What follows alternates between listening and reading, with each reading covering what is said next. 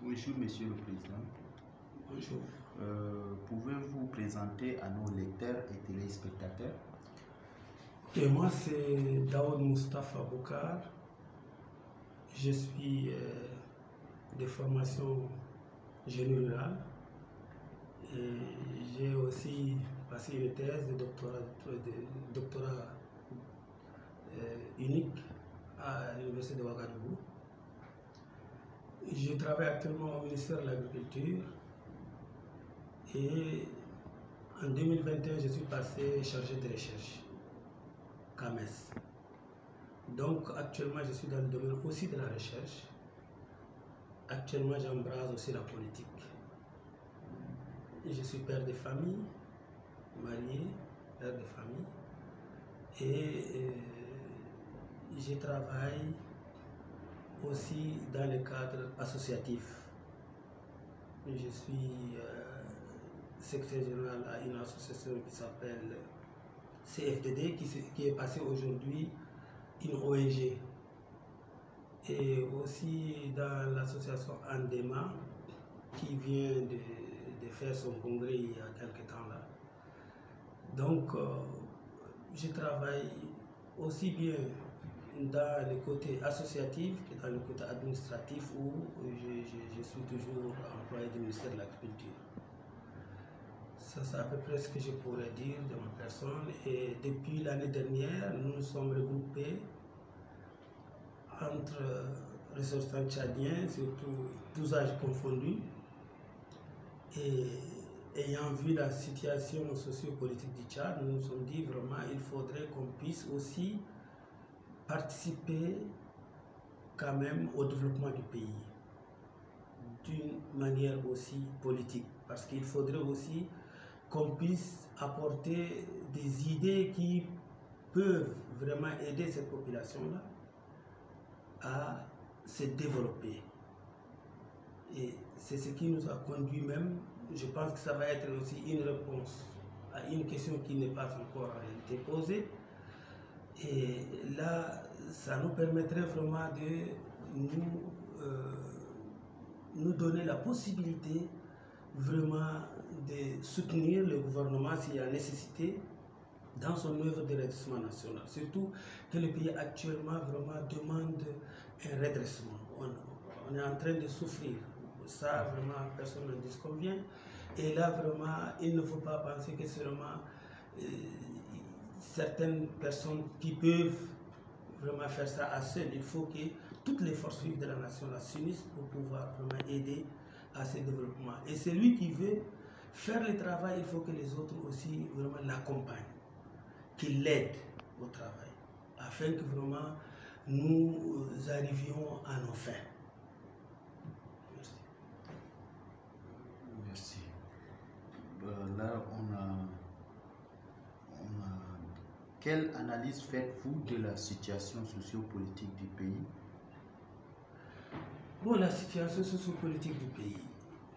Nous avions eu une période de 30 ans où le pays est un peu dans l'apaisement, et aussi le pays a eu aussi des difficultés, surtout de l'extérieur par rapport au terrorisme, et ainsi de suite, ça a été. Après ça, malheureusement, on est tombé à des événements malheureux qui ont fait partir le président de la République. Et Dieu merci, cela n'a pas détruit aussi la structure qui avait existé. Le CMT a pris quand même la relève et il a pu quand même conduire ce pays-là jusqu'à un déni, le dialogue national inclusif et souverain, où beaucoup des forces vives de la nation se sont regroupées et elles ont décidé quand même de proroger ou bien de créer une deuxième phase de la transition. Et cette phase de transition-là est en train de faire son travail. Il est très difficile à l'heure où nous sommes vraiment de porter un jugement sur la deuxième phase de la transition, parce que vraiment elle n'est que jusqu'à la vieille de 4 mois. Il faut attendre quand même peut-être à mi-parcours ou bien peut-être dans un an pour dire quelque chose, ou bien dans 6 mois pour dire quelque chose. Mais jusqu'à là, vraiment, il est trop tôt de dire quoi que ce soit. Moi, je trouve que ce qui est important, c'est que la transition actuelle, la deuxième phase de la transition, se concentre beaucoup plus aussi sur l'information de la population. Nous, ici en N'Djamena, dans les grandes agglomérations, on a encore la possibilité d'écouter, de voir ce qui se passe et aussi porter notre jugement sur ce qui se fait. Mais il faut voir les gens de la campagne où ils sont loin, ils n'ont pas la radio, ils n'ont pas la télé. Vraiment, c'est difficile qu'ils sachent ce qui se passe actuellement ici.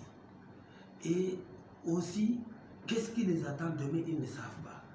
Et ça, c'est un devoir aujourd'hui pour moi, ce que je pense.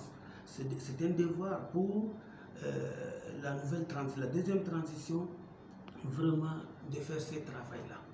Et de le faire vraiment le plus rapidement possible. Il faut informer la population. Moi, j'ai fait beaucoup de tours dans le cadre de mes activités dans les provinces et dans les villages et villes et sous-préfectures.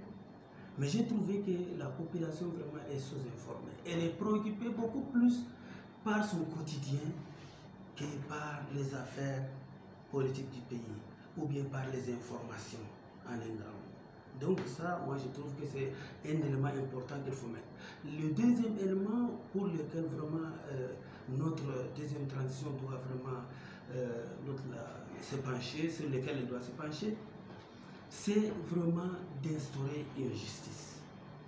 Une justice. Il faut que vraiment juger ceux qui font du mal à la population. Donner à chacun son droit. Ça c'est important. Le troisième élément que je trouve vraiment nécessaire, c'est de garantir une éducation au plein sens du terme.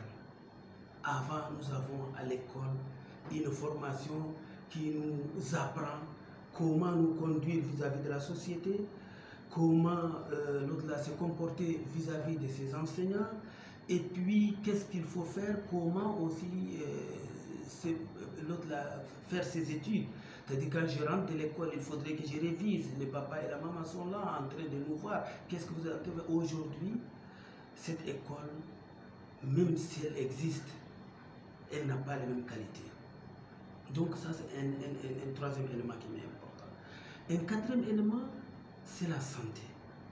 Nous n'avons pas un système sanitaire qui puisse vraiment nous aider tous. Beaucoup de gens aujourd'hui ne sont pas capables vraiment de subvenir à leurs besoins sanitaires quand ils sont malades.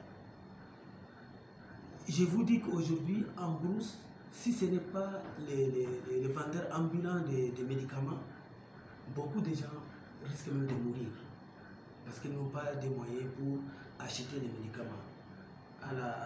Au niveau de la pharmacie, c'est très cher et des fois, c'est introuvable. Donc, sur cette base-là, il faut aussi les problèmes de la santé. Un autre problème qui me vient à cœur, auquel vraiment on doit, même si c'est trop tôt, mais quand même ici notre deuxième phase, la paix, vraiment se pencher à cela, elle va mettre les jalons et la législature qui va venir, ou bien le gouvernement qui va se mettre après les élections, les échéances électorales, celui-là va prendre le train et il va continuer avec. Ça aussi, il faut aussi sensibiliser cette population-là à ce qu'on appelle le brassage ethnique. Parce qu'on a beaucoup de problèmes intercommunautaires qui existent aujourd'hui au Tchad. Mais ça, on peut tout faire. Il est très difficile de les résoudre tant que les gens n'arrivent pas à s'accepter. Réaliser les brassages ethniques. Moi, je dis quoi? C'est que vraiment, ce n'est pas parce que je suis un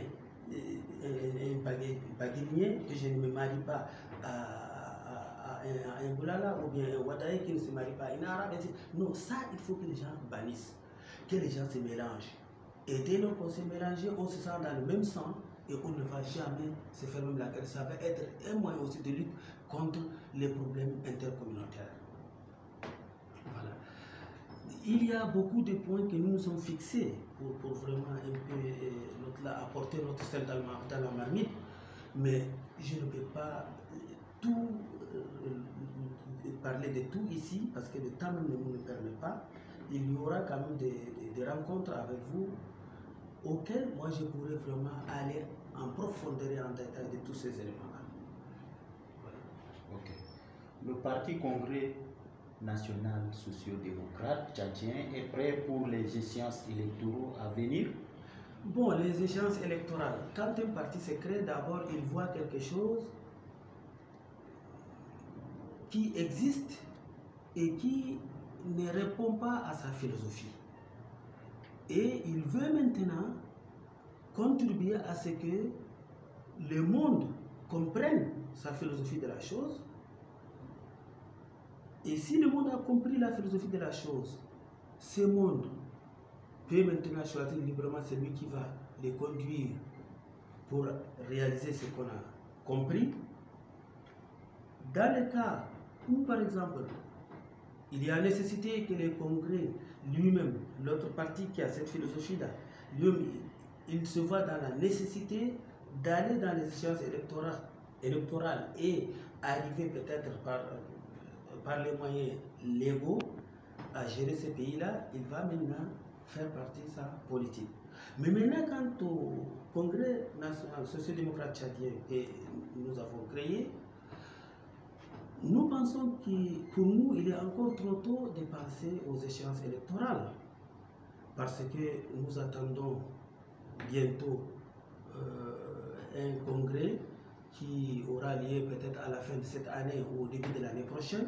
C'est lors de ce congrès que nous allons décider définitivement si nous allons participer à toutes les échéances électorales ou pas. L'important pour nous, c'est d'abord de nous faire entendre, de faire entendre ce que nous pensons comme bon pour le peuple tchadien.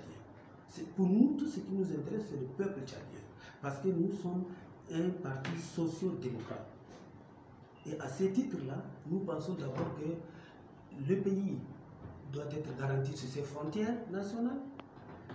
Tous les citoyens doivent se sentir en paix à l'intérieur des frontières nationales, et aussi bien la garantie de la sécurité de leurs biens. Ça, c'est la première des choses. Deuxièmement, il faudrait que, comme je le disais là, il faut que chacun de nous se sente tchadien et ait la possibilité quand même de suivre l'éducation, d'avoir la santé, ainsi de suite, et aussi d'accepter les autres avec lui qui sont des Tchadiens. Bien sûr, ce n'est pas seulement des Tchadiens au pays, il y a aussi des étrangers qui vivent dans ce pays-là, et eux aussi doivent se sentir en paix, pourvu qu'ils soient quand même dans la légalité. Ok, je vous remercie, monsieur. Merci beaucoup.